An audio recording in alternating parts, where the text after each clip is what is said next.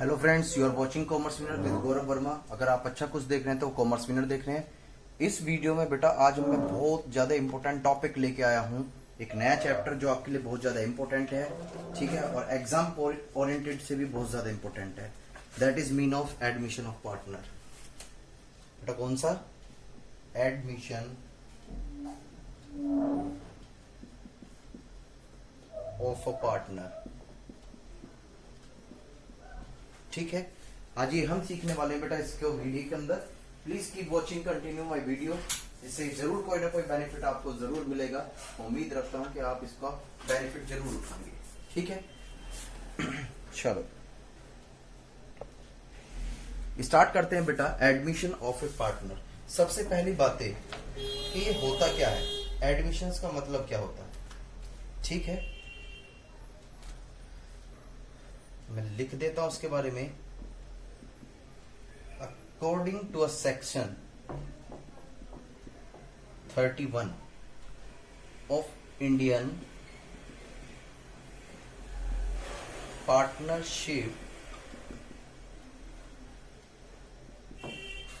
Act 1932, a person can be admitted. A person can be admitted as a new partner. As a new partner. ध्यान से, ये कुछ कहानी इस तरीके की है। सपोज करो हमारे यहाँ पर एक पार्टनरशिप फर्म है and we are both two partner, यहाँ पर 1 एंड 2। अब हुआ क्या, हमने डिसाइड किया कि क्यों ना यार किसी एक थर्ड पार्टनर्स को इस तरीके से जोड़ा जाए जिसकी वजह से हमारे बिजनेस और डेवलप होने लगे। तो हम क्या देखते हैं कि मार्केट में जो है एक हमारा ही फ्रेंड यानी कि एक पार्टनर सी है, ये जैसे हमारा नाम ए और इसका नाम बी और एक पार्टनर्स क्या है सी।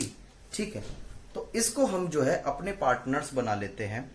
क्यों? क्योंकि एक सीधी सी बात है कि अगर इसको हम पार्टनर्स अपनी फर्म में बना लेते हैं तो हमारी जो फर्म है उसको बेनिफिट होना स्टार्ट हो जाएगा। जैसे एग्जांपल अगर हम बात करें, हमारी एक पार्टनरशिप फर्म है जो टीचिंग से रिलेटेड है। किससे? टीचिंग से रिलेटेड हमने पार्टनरशिप कर रखी है। सपोज करो जैसे इसमें एक सर जो है वो मैथ पढ़ाते हैं बहुत अच्छा, ठीक है, और एक सर जो है वो फिजिक्स पढ़ाते हैं और एक सर जो है वो क्या पढ़ाते हैं बेटा? केमिस्ट्री पढ़ाते हैं। क्या पढ़ाते हैं? केमिस्ट्री। ठीक है, लेकिन कहीं ना कहीं जो स्टूडेंट्स जो बायोलॉजी वाले थे वो हमारे पास ना आकर वो फिजिक्स केमिस्ट्री तो पढ़ते थे लेकिन वो बायोलॉजी इनके पास पढ़ते थे। क्या पढ़ते थे? बायोलॉजी इनके पास।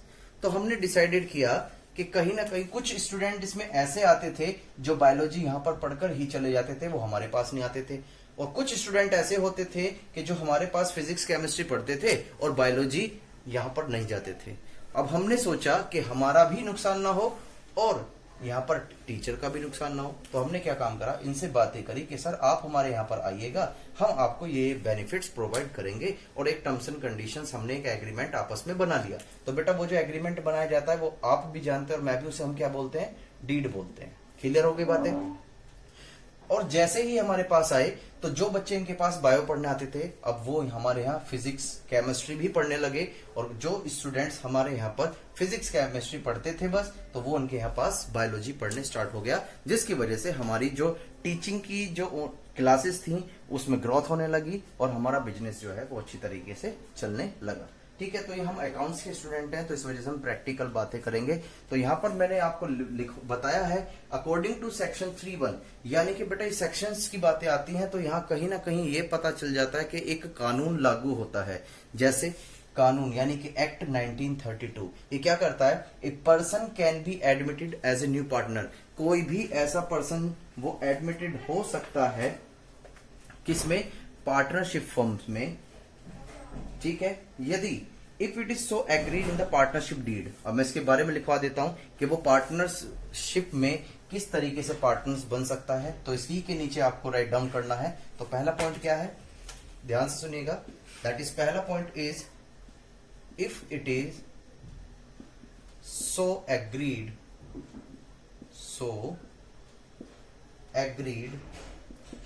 इन the partnership deed, in the partnership deed, यानी कि पार्टनरशिप डीड में अगर लिखा हुआ है तो वो हम किसी भी थर्ड पर्सन को यानी कि इस सी को एडमिट कर सकते हैं। ठीक है, ऐसा कहां लिखा गया है बेटा? ऐसा सेक्शन 31 में लिखा गया है। ठीक है, या in the absence of the above का मतलब बेटा ये जो डीड में है, यानी कि इस डीड में कुछ भी नहीं लिखा हुआ है। ठीक है, तो इस केस में क्या होगा? अगर डीड में लिखा हुआ है तो ओके, फिर तो वो पार्टनर जो है वो हमारे पार्टनरशिप फॉर्म में पार्टनर बन सकता है। लेकिन डीड ही साइलेंट है, यानी कि उसके अंदर ही कुछ नहीं लिखा हुआ, तो यहां पर क्या होगा? इफ ऑल द पार्टनर, ये पॉइंट इसमें नोटेट करने वाला है, इफ ऑल द पार्टनर्स, ठीक है, agree for the admission, agree for the admission, ये बात समझ में आ गई? यानी कि अगर सभी पार्टनर्स एग्री हो जाते हैं तभी वो पार्टनर्स बन सकते हैं किसके अंदर में, यानी कि हमारे, जैसे सपोज करो हमने डीड बना रखी है, उसमें लिखा हुआ है तो okay you can join us. लेकिन अगर पार्टनरशिप डीड में नहीं लिखा हुआ, अगर हम दोनों की म्यूचुअल अंडरस्टैंडिंग है, मतलब तीनों की, कि हाँ ये पार्टनर्स बन सकता है, तो ही हम तीनों की कंसेंट रहेगी, तो ही ये पार्टनर्स बन सकते हैं किसके अंदर? हमारी पार्टनरशिप फॉर्म के अंदर। क्लियर हो गई बातें? ठीक है बेटा, तो ये हमने क्या चीजें सीखी कि as per section 31 of partnership act 1932 के अकॉर्डिंग एक पार्टनर जो है वो एडमिट हो सकता है। क्यों हम एडमिट करते हैं, क्यों नए पार्टनर्स को लाते हैं? क्योंकि जिससे कि हमारा बिजनेस डेवलप हो जाए, और इस एग्जांपल के थ्रू मैं आपको अच्छी तरीके से समझा चुका हूं। और यहां पर ये क्वेश्चंस क्या कहता है कि बेटा अगर पार्टनरशिप डीड आपने बना रखी है, उसमें लिखा हुआ है तो ओके, फिर तो कोई प्रॉब्लम ही नहीं है। अगर पार्टनरशिप डीड साइलेंट है, यानी कि आपने डीड नहीं बना रखी है, तो उस केस में अगर सभी पार्टनर्स एग्री करते हैं, कंसेंट देते हैं कि हाँ यू कैन ज्वाइन अस, तो वो इजिली तरीके से एडमिट करे जा सकते हैं। ये बात समझ में आती है? चलो, यहां पर मैं उम्मीद रखता हूं कि आप इस बात को समझ गए होंगे। तो सबसे पहली बात बेटा, जैसे ही न्यू पार्टनर्स पार्टनरशिप फर्म में एंटर करेंगे तभी हमारे एक फर्म पर इफेक्ट पड़ने वाला है। क्या इफेक्ट पड़ने वाला है उसको जरा एक एग्जांपल के पॉइंट से हम देखने वाले हैं बहुत अच्छी तरीके से। प्लीज इस चैप्टर को बहुत सीरियसली करना, और इस चैप्टर को इस वजह से सीरियस करना क्योंकि ये चैप्टर वो है जो आने ही आने हैं, जो आने ही आने हैं बेटा, आप इनको इग्नोर नहीं कर सकते। ठीक है, तो जरा ध्यान से देखते हैं। यहाँ पर एक सिंपल सी बात है, यहाँ पर बेटा एक पार्टनरशिप फर्म है। ये क्या है? Partnership firm. इस पार्टनरशिप फर्म में 2000 रुपीज का प्रॉफिट हुआ करता था, और यहां पर पार्टनर कितने थे? 2 पार्टनर्स थे। कितने? A and B. इन्होंने डिसाइड किया कि हम अपना रेशियो जो है 1:1 रखें, यानी कि जो भी फर्म से आएगा आधा मेरे पास और आधा आपके पास। ठीक है, लेकिन यहां पर या ऐसे करते हैं, इसको 3000 कर लेते हैं, अब सही रहेगा। 3000 था तो आधा 1500 इनके पास और 1500 इनके पास। ठीक है, लेकिन हुआ क्या, हमने डिसाइड किया कि मिस्टर सी को हम अपने यहां पर पार्टनर बनाना चाहते हैं। तो जैसे ही सी हमारे यहां पर पार्टनर्स बनते हैं, तो बताओ बेटा ये प्रॉफिट क्या हो जाएगा? ये 3 हिस्से में डिस्ट्रीब्यूट हो जाएगा। दैट इज, इनके पास आ जाएगा 1000, इनके पास कितना होगा? 1000। अगर इक्वल करते हैं तो उनके पास 1000। तो सबसे पहले आप चेक कर रहे हो कहीं ना कहीं रेशो में चेंजेस हुए हैं। क्या हुए बेटा? रेशो में चेंजेस हुए हैं। तो एडमिशंस जब हम स्टार्ट कर रहे हैं चैप्टर, तो सबसे पहले बेटा आज हम सीखने वाले हैं क्या, कि रेशो में किस तरीके से रेशो कैलकुलेट होते हैं। लास्ट चैप्टर जो हमने सीखा था चेंजिंग रेशो, उसमें हमने देखा था कि क्वेश्चन में लगभग ओल्ड रेशो और न्यू रेशो आपको क्वेश्चन में दिया ही गया था। लेकिन इस केस के अंदर एडमिशन में सिचुएशंस कैसी होती है कि न्यू रेशो आपको नहीं दिया जाएगा, तो वो आपको कैलकुलेट करना पड़ेगा। क्यों कैलकुलेट करना पड़ेगा ये मैं आपको बता चुका हूं। क्यों? क्योंकि यहां पर प्रॉफिट अब 3 जगह जा रहा है, तो यहां पर देखो प्रॉफिट जो है अलग अलग रेशो में जा रहा है, तो इस वजह से हमें रेशो तो चेंज होते हैं भाई। जब कोई थर्ड पार्टी आता है तो इस केस में रेशो तो चेंज होते हैं, लेकिन किस तरीके से कितने कितने आते हैं वो हम वर्किंग करके ही उसको कंप्यूट कर सकते हैं। ठीक है, please keep watching my videos continue. बेटा इसमें बहुत ज्यादा इंपॉर्टेंट बातें हैं सारी, प्लीज इसको इग्नोर मत करना और मेरी वीडियो को कंटिन्यू देखना। अगर पसंद आए तो लाइक भी करना और सब्सक्राइब भी करना और शेयर्स भी करना अपने फ्रेंड्स को। ठीक है, चलो कोई बात नहीं, हम कंटिन्यू करते हैं। आज हम इस वीडियो के थ्रू जो सीखने वाले हैं बेटा, वो रेशो के केसेस सीखने वाले हैं। किसके? रेशो के। ठीक है बेटा, रेशो के केसेस। चलो कोई बात नहीं, आज हम इसमें रेशो सीखने वाले हैं, तो सीखते हैं बेटा इसको। चलो मैं इसको रफ करने जा रहा हूं यहां पर।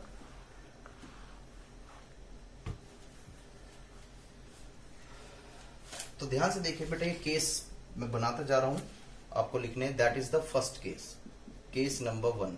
ठीक है, इस केस में क्या होने वाला है, ध्यान से, when profit share of new, या हम उसे बोल सकते हैं इनकमिंग पार्टनर। क्या बोल सकते हैं बेटा, इनकमिंग पार्टनर। ठीक है, incoming partner is given but sacrifice made by old partners are not given। ये ऐसे समझ में नहीं आएगा सर, हमारे समझ में नहीं आया, कोई बात नहीं बेटा। ध्यान से, ये क्या कहता है कि when profit sharing of new partner, यानी कि जो नया पार्टनर आ रहा है उसका रेशो तो दे रखा है, ठीक है, लेकिन जो ओल्ड पार्टनर्स है बेटा, जब वो ओल्ड पार्टनर्स अपने शेयर में से ही तो देंगे न्यू पार्टनर्स को। भाई अगर न्यू पार्टनर्स किसी फर्म में आता है तो उसको बेनिफिट कौन देगा, उसको शेयर्स कौन देगा सर, उस फर्म के शेयर्स ओल्ड पार्टनर्स ही तो देंगे। तो यहां पर लिखा हुआ है कि जो नया पार्टनर्स आ रहा है उसका शेयर्स तो दे रखा है, but sacrifice made by old partners not given, यानी कि किसने कितना सेक्रीफाइस किया ये क्वेश्चन में नहीं दे रखा। तो बेटा इसको हम एग्जांपल के पॉइंट से समझेंगे। ऐसे अगर आपको समझ में नहीं आ रहा तो मैं एक एग्जांपल बना देता हूं इसका, ठीक है, एक एग्जांपल के थ्रू हम समझने वाले हैं ये सारी केसेस जो हमें कवर करने वाले हैं। जैसे ए और एंड बी, हमारे पास कितने पार्टनर्स है बेटा, 2 पार्टनर है, और इनका रेशो कितना है 5:3। साथ में सी एडमिटेड होता है कितने शेयर्स के लिए, 1/4 शेयर्स के लिए। कितने के लिए बेटा, 1/4 शेयर्स के लिए। क्वेश्चंस बस आपसे यही कहता है, compute new profit sharing ratio, profit sharing ratio. Question आपसे कहता है कि आपको कंप्यूट करना है न्यू प्रॉफिट शेयरिंग रेशो। ये बात समझ में आती है। चलो अब इस क्वेश्चंस को करते हैं बहुत अच्छी तरीके से। मैं ऊपर रफ करने वाला हूं यहां पर। बेटा ध्यान से इस क्वेश्चंस में देखो क्या है, यहां पर क्वेश्चंस में ए और बी का ओल्ड रेशो दे रखा है, दैट इज 5:3 दे रखा है, ठीक है। और यहां ये भी दे रखा है कि जो सी है वो कितने रेशो के लिए आ रहा है, 1/4 के लिए, ठीक है। कोई और इंफॉर्मेशन आपको इसमें नहीं दी जा रही, ठीक है। तो जरा ध्यान से देखते हैं, जब भी कभी ऐसी सिचुएशन आएगी तो मुझे बताओ कि हम कैसे करके चलेंगे। Late assume total share of firm, total share of firm is 1। हम क्या मान के चलेंगे बेटा उसे, 1। सर 1 क्यों मान रहे हैं बेटा, एक सिंपल सी बात है ना, बस सी 1/4 के लिए आ रहा है। अगर हम पूरी फर्म का जो रेशो है, पूरी फर्म का, उसमें से 1/4 हटा दे तो जो पार्ट बचेगा वो किसका होगा, बेचारे ओल्ड पार्टनर्स का।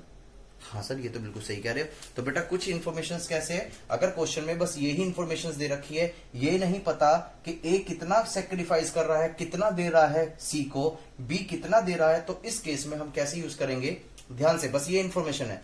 तो लेट एज्यूम टोटल फॉर्म ये 1, उसमें से अगर 1/4 हिस्सा हम निकाल दें तो बचता है कितना, 3/4। कैसे, 4 1 जा 4, 4 में से एक गया तो 3, दैट इज 4। यहां तक कोई दिक्कत, यहां तक कोई दिक्कत नहीं। ये आपका वो रेशो बच गया जो बिलोंग करता है किससे, ए एंड बी से, ठीक है ना बेटा। ये टोटल रेशो फर्म का है, उसमें से हमने न्यू पार्टनर्स का हटा दिया, तो जो ये रेशो बचता है ये बचता है ए और बी का, जिसे हम जानते हैं क्या, ओल्ड पार्टनर्स के नाम से। किसके नाम से जानते हैं बेटा, ओल्ड पार्टनर्स के नाम से। यहां तक मेरे हिसाब से कोई प्रॉब्लम नहीं होनी चाहिए, ठीक है सर, ठीक है।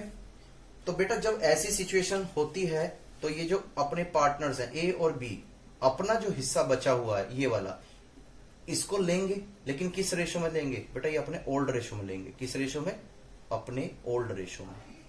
ये बात समझ में आ गई। क्यों सर क्यों लेंगे बेटा, जब क्वेश्चन में कुछ लिखा हुआ नहीं है। भाई टोटल रेशो फर्म का इतना है, उसमें से 1/4 हमने किसको दे दिया, न्यू पार्टनर्स को, तो जो रिमेनिंग पार्ट बचा है वो किसका है, ओल्ड पार्टनर्स का। अभी ओल्ड पार्टनर लेंगे ना, लेकिन किस रेशो में लेंगे भाई, ये ए कितना लेगा, बी कितना लेगा। आपने कह दिया कि हाँ ये ए और बी लेंगे, लेकिन कितना कितना लेंगे। जब क्वेश्चन में ऐसा कुछ लिखा हुआ ही नहीं है तो उसे हम ओल्ड रेशो में लेते हैं। जैसे 5 + 3 तो इसका हो जाएगा 5/8 और ये 3/8। क्लियर होती है। चलो और सी कितने के लिए आ रहा था बेटा, सी आ रहा था बेटा 1/4 के लिए। अब ध्यान से देखते हैं यहां पर बातें, दैट इज मल्टीप्लाई करोगे तो 15/32, 9/32।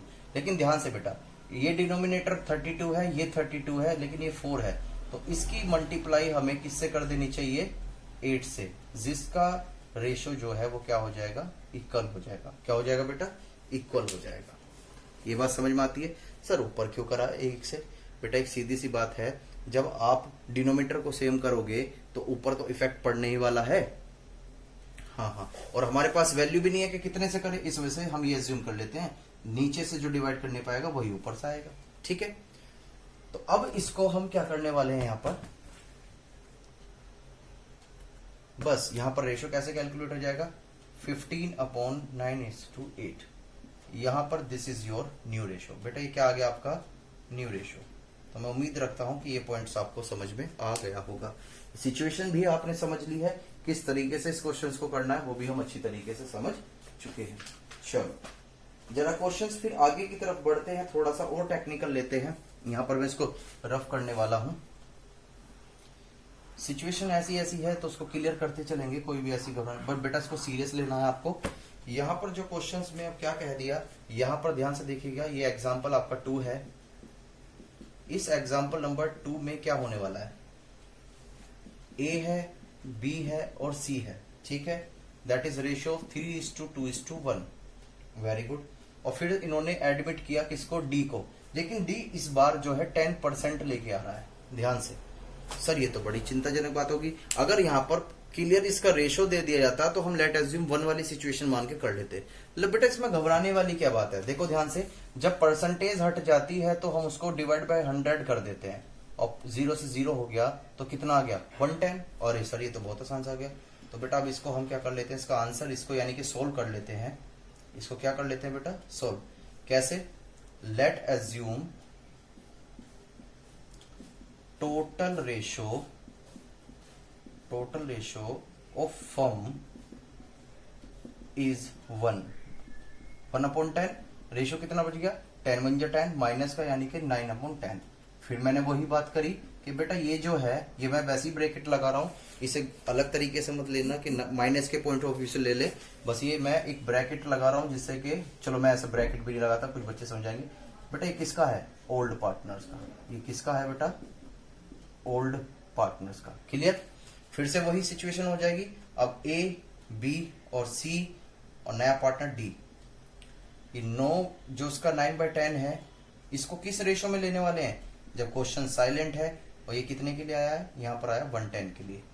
जब कुछ क्वेश्चन साइलेंट है तो बेटा हम किस रेशो लेंगे, ओल्ड रेशो में, यानी कि 3:5:6, यानी कि ये और 2/6 और दैट इज 1/6। ठीक है, दैट इज 60, 1860, 960। अब इन सब का जो डिनोमिनेटर है वो 60 है, तो इसको भी इक्वल करने के लिए हम क्या कर देंगे, 6 से multiply, that is 6/60। You get the answer of 27, 18, 9 and 6। आप चाहो तो इसे छोटा भी कर सकते हैं, 3 9 ये, ठीक है, और दैट इज सॉल्व। यहां तक मैं उम्मीद रखता हूं कि ये पॉइंट्स आपको समझ में आ गए होंगे। चलो अब हम थर्ड सिचुएशंस की साइड जाते हैं बेटा, थर्ड पॉइंट सीखते हैं। अब मैं आपको लिखवा नहीं रहा, ऐसे ही कॉन्सेप्ट समझाऊंगा। ये बेटा ये सेकंड केस था आपका, नोट कर सकते हो आप इसको। ये बेटा कौन सा केस था, सेकंड केस। इस केस में सर ऐसा क्या था बेटा, इसमें परसेंटेज, यहां पर जब भी हमें परसेंटेज दी जाएगी उसे किस तरीके से चेंज कर सकते हैं। फिर हम स्टार्ट करते हैं थर्ड केस।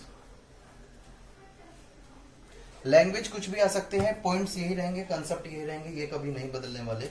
ठीक है, तो केस हम थर्ड की बात करने वाले हैं बेटा अब यहाँ पर, that is case number third.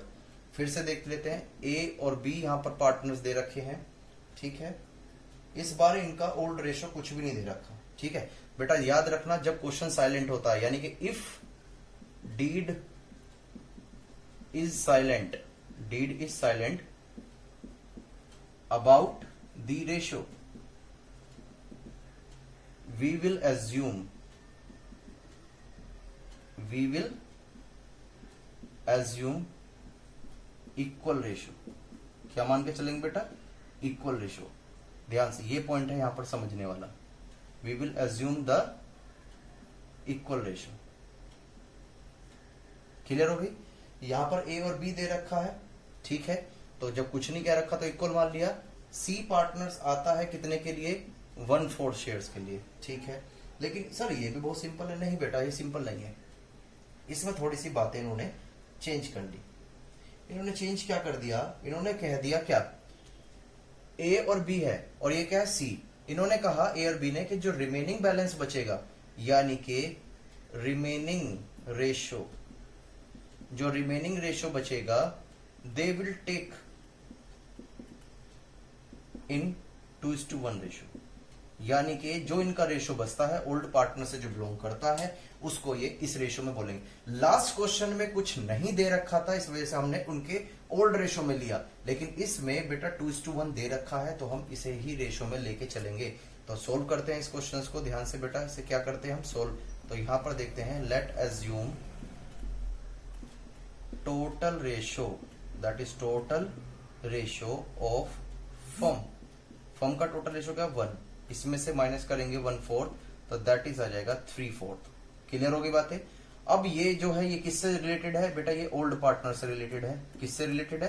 क्योंकि नए पार्टनर्स का तो हिस्सा निकाल दिया। अब ये जो ओल्ड रेशो जो बचा हुआ है इसे किस रेशो में ले जाएंगे?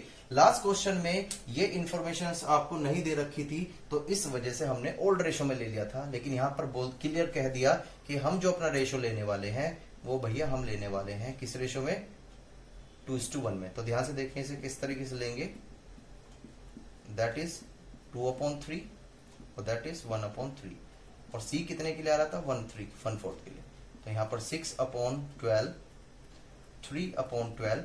बेटा सबका डिनोमिनेटर सेम है तो इसका भी सेम होना चाहिए, दैट इज 3 से multiply is equal to 3/12 and we get the answer of 6, 3 और 3। इसको अगर हम छोटा करें 2:2, 1:1। यहां पर मैं उम्मीद रखता हूं कि ये समझ गए होंगे। This is your third case. इसको बिल्कुल आराम से करें बेटा, कोई भी जल्दबाजी नहीं है, कोई भी प्रॉब्लम्स नहीं है।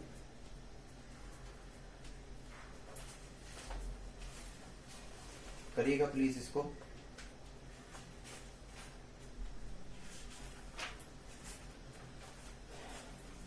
चलो मैं इसको रफ कर देता हूं यहां पर।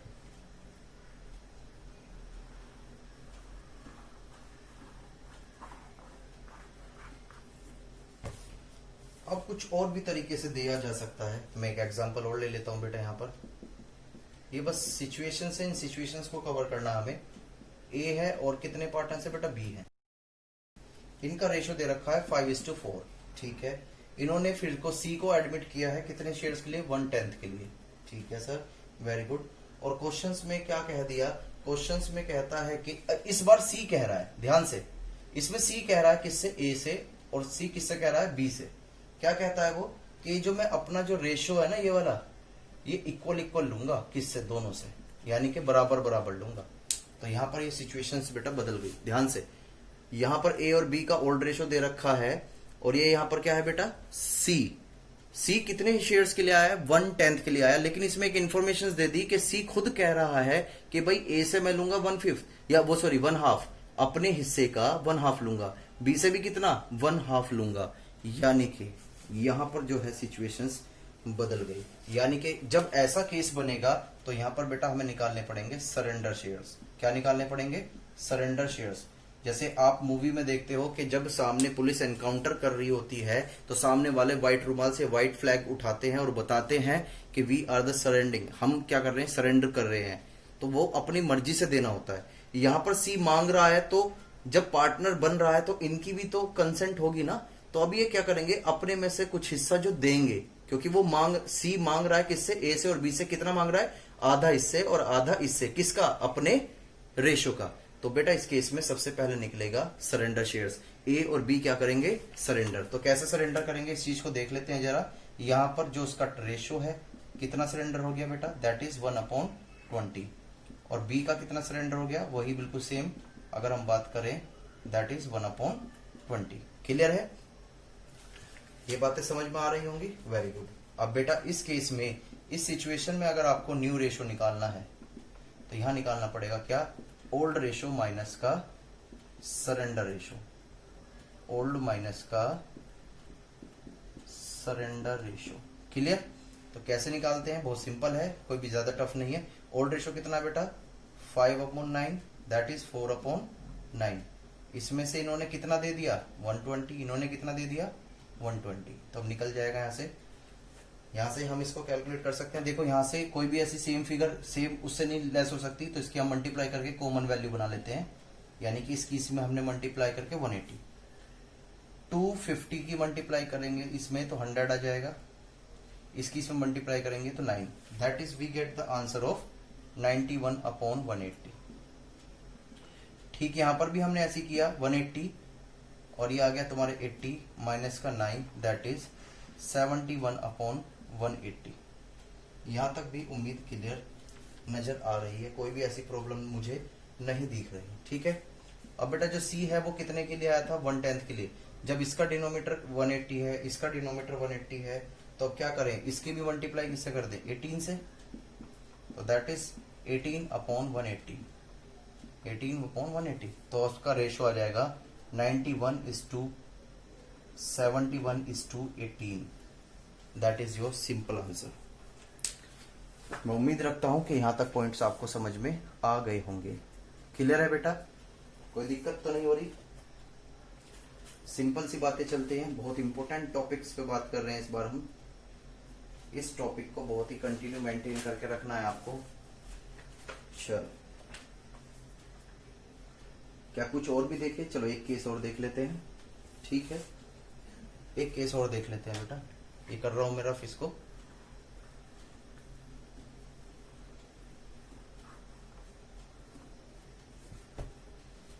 क्वेश्चंस में इस बार जो नरेश और नमित, यानी कि दो एग्जाम्पल ही है ये भी। ठीक है, एक तो नरेश है और एक बेटा कौन है, नमित। ठीक है, ये मान के चलो नरेश और नमित है, उनका रेशो कितना है 2:1। ठीक है, एंड वो उन्होंने पार्टनर्स जो है वो कर दिया, एडमिट कर लिया, यानी कि निमेश को। कौन किसको एडमिट कर रहे हैं बेटा, निमेश को। मैं इसका नाम लिखता हूं, कोई कंफ्यूजन हो जाए। कितने के लिए, 25%। फिर से वही वाली बात, परसेंटेज हटाई, 100 किया, 25 और ये 1/4, कुछ भी नया नहीं है।